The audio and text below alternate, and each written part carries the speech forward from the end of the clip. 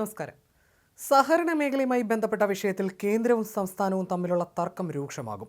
ബജറ്റിൽ സഹകരണ നയത്തിന്റെ കാര്യം ധനമന്ത്രി നിർമ്മലാ സീതാരാമൻ പ്രഖ്യാപിക്കും മുൻപ് തന്നെ പുറത്തുവിട്ട കരട് നയത്തിൽ പുതിയ ഭേദഗതിയും നിശ്ചയിച്ച് സംസ്ഥാനങ്ങൾക്ക് കൈമാറിയിരുന്നു.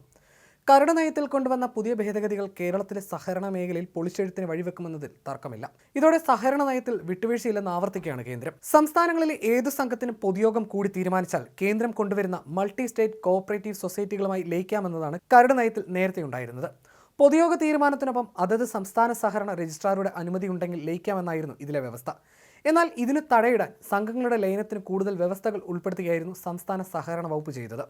സംസ്ഥാനത്ത് രജിസ്റ്റർ ചെയ്ത സംഘങ്ങൾ തമ്മിൽ മാത്രമേ ലയനം പാടുള്ളൂവെന്നും അതിനും സഹകരണ രജിസ്ട്രാറുടെ അനുമതി വേണമെന്നതും സഹകരണ നിയമം ഭേദഗതിയിൽ സംസ്ഥാനം കർശനമാക്കി.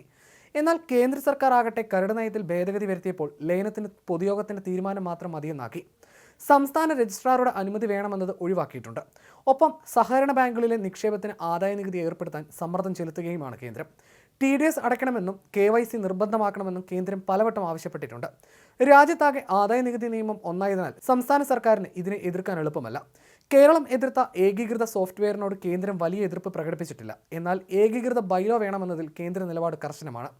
മൾട്ടി സ്റ്റേറ്റ് കോഓപ്പറേറ്റീവ് സൊസൈറ്റികൾക്ക് കേരളം അനുമതി നിഷേധിക്കുന്നെങ്കിലും കേന്ദ്ര സഹകരണ രജിസ്ട്രാറുടെ അനുമതിയോടെ സംസ്ഥാനത്ത് കൂടുതൽ സൊസൈറ്റികൾ രജിസ്റ്റർ ചെയ്യുന്നുണ്ട്. ഭാവിയിൽ നബാർഡിന്റെ ഉൾപ്പെടെ സഹായങ്ങൾ ഈ സംഘങ്ങൾ വഴി എത്തിക്കുകയാണ് കേന്ദ്ര ലക്ഷ്യം. ഇതോടെ ഈ വിഷയത്തിൽ പോരുമുറുകുമെന്ന് ഉറപ്പായി കഴിഞ്ഞു. ഈ ഘട്ടത്തിൽ സഹകരണം സംസ്ഥാന വിഷയമാണെന്ന് ചൂണ്ടിക്കാട്ടി സുപ്രീം കോടതിയിൽ നൽകിയ ഹർജിയിലാണ് കേരളത്തിന്റെ പ്രതീക്ഷ. പക്ഷേ സുപ്രീം കോടതി ഇതുവരെ പരിഗണിച്ചിട്ടുമില്ല.